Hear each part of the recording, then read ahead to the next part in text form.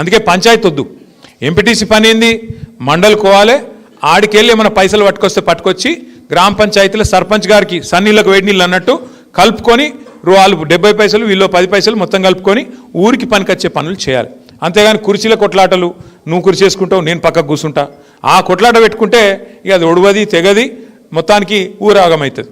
కాబట్టి మనం హక్కులు తెలుసుకోవాలి. ముందు గ్రామ పంచాయతీలో సర్పంచ్ పాత్ర ఏంది, వార్డు సభ్యుల పాత్ర ఏంది, ఉప సర్పంచ్ గారి పాత్ర ఏంది, ఇవన్నీ కూడా తెలుసుకోవాలి. అందుకే ఏం చేద్దాం అనుకుంటున్నామంటే, ఇప్పుడు 17 తారీఖు రోజు ఎలక్షన్లు రేపు అయిపోతాయి. 3 విడతల్లో ఎలక్షన్లు ఉన్నాయి, రేపు అయిపోతాయి. దీని తర్వాత తొందరలోనే మరి జిల్లా పరిషత్ ఎలక్షన్లు కూడా పెడతారని చెప్పి వార్తలు వస్తున్నాయి. జనవరిలో పెడతారు లేదా ఫిబ్రవరిలో పెడతారు అని వార్తలు వస్తున్నాయి. అవి కూడా పూర్తయితే మనం ఏం చేద్దామంటే, పార్టీ పరంగానే అన్ని జిల్లాలలో మనకు పార్టీ కార్యాలయాలు ఉన్నాయి.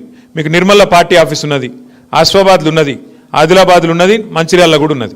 అట్లా ప్రతి జిల్లా కేంద్రంలో మనకు పార్టీ ఆఫీస్ ఉన్నది. ఆలోచన ఏంది అంటే, కొత్తగా గెలిచిన స్థానిక సంస్థల ప్రజాప్రతినిధులకు అవగాహన సదస్సులు, అంటే మీ నిధులేంది, మీ విధులేంది, మీ హక్కులేంది, మీరు గ్రామానికి చేయాల్సిన పనులేంది, ఇవి కొంత మనం అవగాహన చేసుకుంటే దాని ప్రకారం పనిచేసుకోవచ్చు. పెద్దలు కేసీఆర్ గారు 10 ఏళ్ళు ఈ రాష్ట్రానికి ముఖ్యమంత్రిగా పనిచేసినప్పుడు, ఎందుకంటే తాను స్వయంగా గ్రామీణ ప్రాంతం నుంచి వచ్చిన ఒక రైతు బిడ్డ కేసీఆర్ గారు, అందుకే ఆయన బలంగా నమ్మిండు. మహాత్మా గాంధీ గారు చెప్పినట్టు పల్లెలే దేశానికి పట్టుకొమ్మలు అనే మాట బలంగా నమ్మిండు. కాబట్టే పల్లెలను బాగు చేసే కార్యక్రమం కేసీఆర్ గారు చేసిండు. ఏం చేసిండు, మొదలు గ్రామ జ్యోతి అనే కార్యక్రమం పెట్టిండు.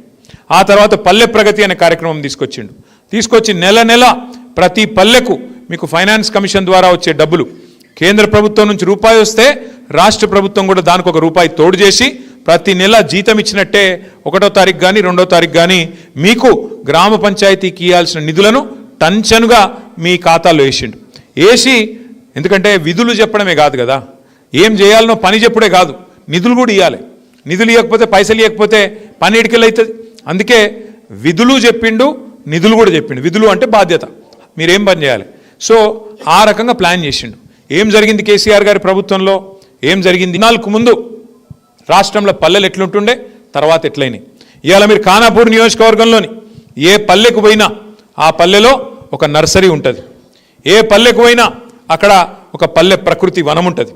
ఏ పల్లెకు పోయినా అక్కడ బ్రహ్మాండంగా ఇవాళ ఒక ట్రాక్టర్ ఉంటుంది, ఒక ట్యాంకర్ ఉంటుంది, ఒక డంపింగ్ యార్డ్ ఉంటుంది, ఒక వైకుంఠ ధామం ఉంటుంది, ఒక వాటర్ ట్యాంక్ ఉంటుంది, ఇంటింటి ముంగట నల్లా ఉంటుంది. ఇది దేశంలో ఒక తెలంగాణలో తప్ప ఈ పరిస్థితి ఎక్కడా లేదు. చేసింది మన నాయకుడు కేసీఆర్.